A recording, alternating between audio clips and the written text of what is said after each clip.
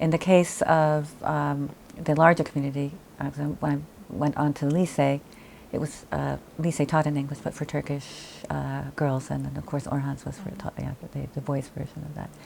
And these are the children of the elite, and they are very much profiting from the conditions of the Cold War and the alliances with Americans. And so these kids are confused and troubled for a set of related reasons. And I just wanted to look at all that and what it does to people in their very early 20s, if that's going on around them, but not being acknowledged by anybody, and what they carry through with them through life, and how they live with betrayal. Because in that kind of Cold War cloak and dagger atmosphere, there were these horrible games being played over our heads. There were a lot of betrayals. What kind of feeling was it when you realized that it could actually become dangerous? Someone could die because of your writing. How far would you go? Not very far. Not. I mean, I think that one of the great advantages, personal advantages, is that I work in prose all the time. I don't do poetry, but I see the border between fiction and nonfiction as something it's a border I have a passport for. I know everything changes when I go into the other country, but I know that there are possibilities that each country offers. And I suppose I belong to the school of writing, very much influenced by Latin Americans from Borges on, about whom I was talking to with my very wonderful students only this morning, which opens up the possibility of using fiction techniques in nonfiction and nonfiction techniques in fiction, not to tell a lie, but to get closer to a particular truth.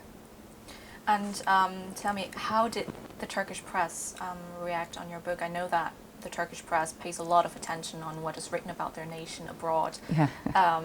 And you actually, as you just said, you approach quite critical aspects. Miss M writes about democracy in name only, and which is ruled by the deep state, which is a very huge word. Yeah.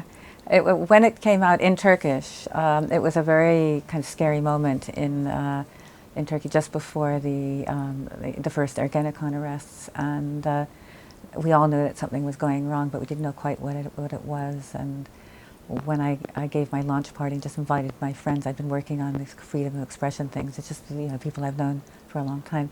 One of my friends couldn't find his way to the house, and so I went out with my mobile phone to kind of direct him, thinking he was on the other side of the building.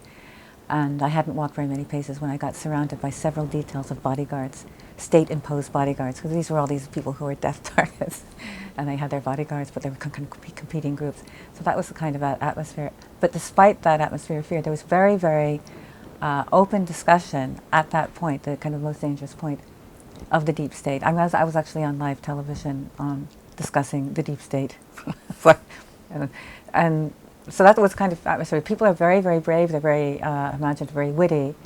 There's this danger. You just never know, who's going to be in trouble when. I think we probably should have been a bit more frightened than we were.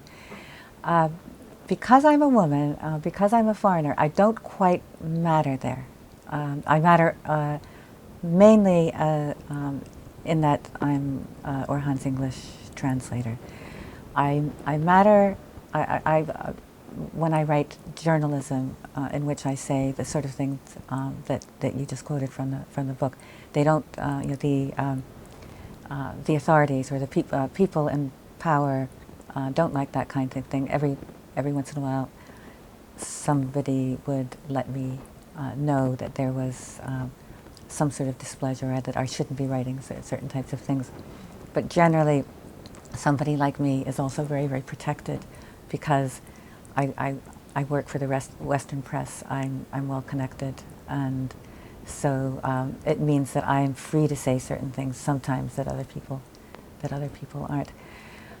Within that, I don't think of myself as particularly courageous, and I also have a family. I have children, so lots of them, and I feel like I should look after myself so I can be there for them. It makes certain decisions easier, but it also means that I won't take any old risk.